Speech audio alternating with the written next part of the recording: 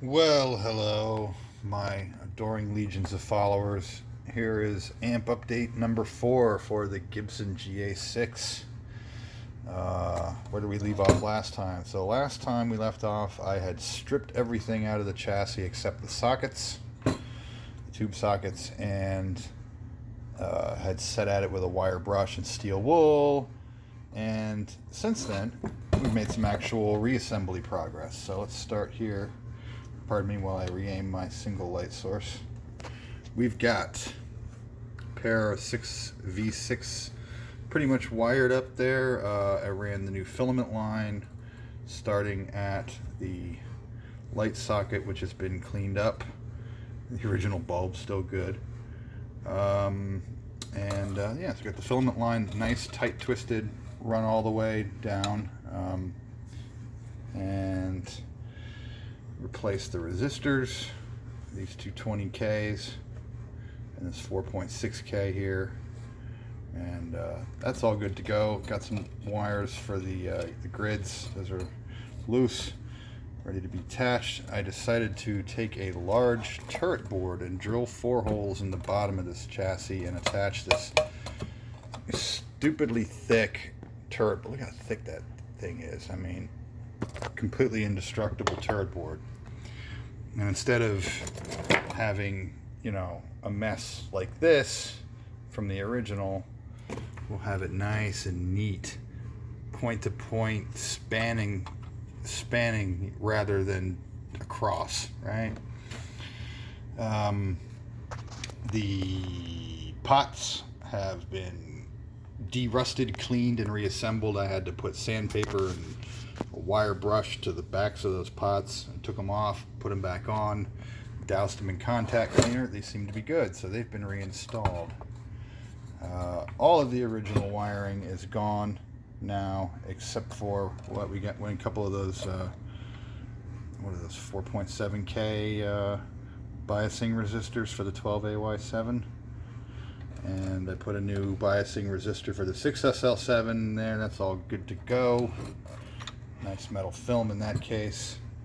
Yeah, so starting to put things back together. Got some new grommets here. This whole thing's gotten a clean and a clear coat, and as you can tell from the top, it's now, it's got some streaks on it because that's contact cleaner. It's silicone. That's yeah, but yeah, nice rustic look, but it's not got rust flaking off of it anymore. You can touch it without getting your hands dirty, and it's kind of preserved. It's got 3 layers of clear on it. Should be good, right? Okay, so that's the progress here. Still waiting for the transformers from Mercury, for the power transformer and the output transformer, and then we'll get that going. I got the 12AY7 in the mail the other day, so and still need the passives. Don't have those yet, but getting close. Anyway, put that aside. On to stay put. Onto this, as you can see, I've got the baffle board and the grill cloth back in there. That worked out well. The grill cloth, it turns out, shrunk, and it was very, very hard to stretch it enough to get it onto the new baffle board, even though it was exactly the same size as the old one.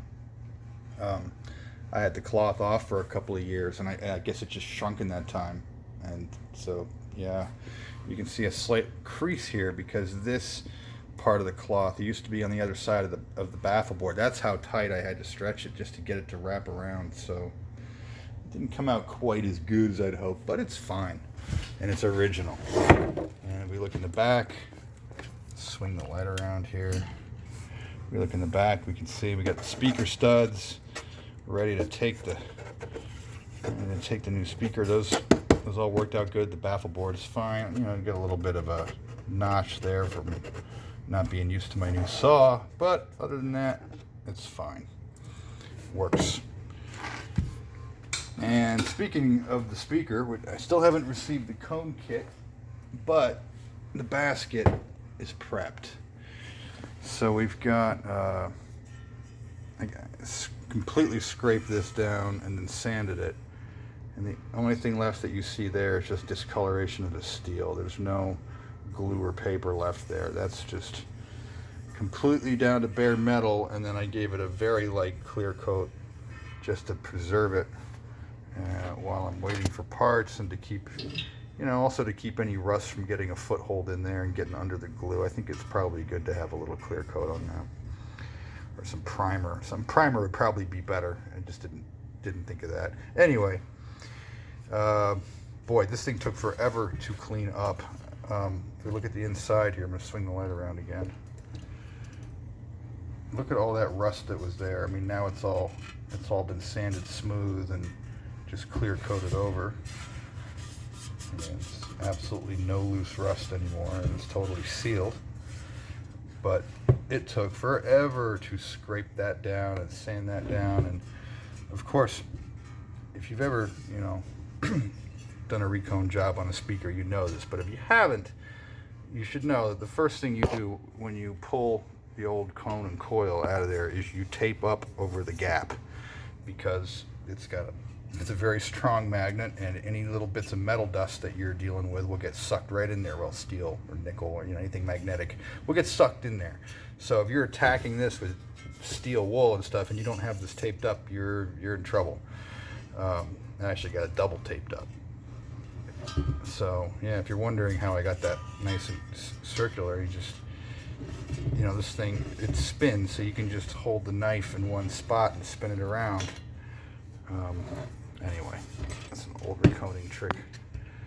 So you probably shouldn't spin it too much and put in a little bit of scratch. Well, the back was already scratched up, but this part came out pretty nice. It had some rust on it, but it cleaned up real well. And after get a good cleaning, it seems like the paint's more or less intact. So anyway, this is ready to go. Waiting on the cone kit. And then what else? We got our little bag of parts. I dug through my parts. I found some 10K, what are these, like 5 watts or maybe 7 watts. So those would be nice for the power supply. Those will way over spec, won't get hot. I found another one of these chicken head knobs, so I'm only missing one now. I dug through my stash and I found the correct shield for this. Oops, it's hard to do this. There we go. Yeah, so that is exactly the right shield for that. Fuse holder could be reused, but I won't, because it's got a crack right there. No, sir. No sale. So that's got to be replaced. And this switch works. I tested it. It ohms out, but look how much rust that is. And it's all riveted together. I don't know. As cheap as this kind of switch is, I'd probably just get a new one. That's it. Boy, each one of these nuts, like, you can see how rusty they are. So part of cleaning and reinstalling the pots. See how, and this one isn't even that bad compared to some of the others, but these all had to be sanded. The ones that I've already reinstalled anyway, those all had to be sanded and cleaned. So yeah, progress. We've got I don't know, another week or two, I think, before this thing finally comes together. Let's see. I've been cleaning these. I'm meaning to. What did I do with the other one? Okay, yeah, I got parts strewn everywhere. So here we got the original input jacks. I went ahead and took off the old resistors. They're sitting over there. And replaced those. Those are probably noisy by now anyway. So I got most of the contacts clean. I got to get a contact cleaner for in there. So this is the instrument number 1 input, right? And it's got a make break, thing here, that if there's nothing plugged into instrument 1, then all of the instrument inputs are shunted to ground, right? That's in case you're using the microphone input and not the instrument input. You don't want the instrument input picking up sound, so you got that little interrupter right there. So that has to be cleaned in there real good. I was able to clean this real nice, but the problem is to clean in there, and I gotta dig out my gun brush, because I think if you use like a 30 caliber or something around there gun brush, brass gun brush, you can really clean up good in there, and you need to, because as dirty as that is, it'll make horrible contact and noise, and you always think when it does that oh, it's got to be this part, right? That's the pot, you know, the tip. You got to clean that obviously too, but it's really easy to overlook how dirty you can get inside that tube, and remember that that's an electrical contact too. So and yeah, I got most of the rust off of that too.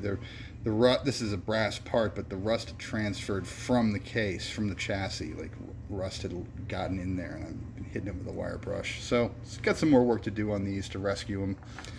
Very, very labor intensive to reuse these old parts. I could have saved myself a lot of time by just replacing the pots, replacing these jacks. But these old jacks, you know, if you can get them cleaned up, they're very, very sturdy. They're a lot sturdier than some of the ones you get today, so they're worth saving if you can.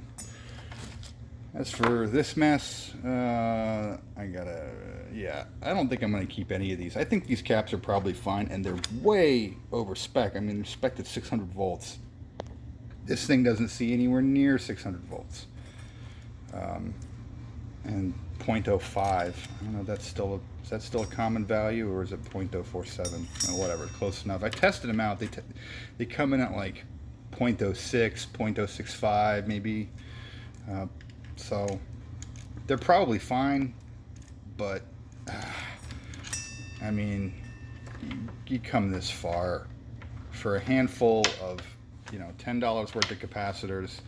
You buy yourself a lot of reliability, not having to worry about one of these leaking or failing, or, you know, any of that. Same goes with that mica capacitor. It tested fine too, but it's gonna go. And there we go. I'm gonna rebuild all the voltage dropping on here. And all right, this concludes this amp update. Stay tuned for more, all three of you.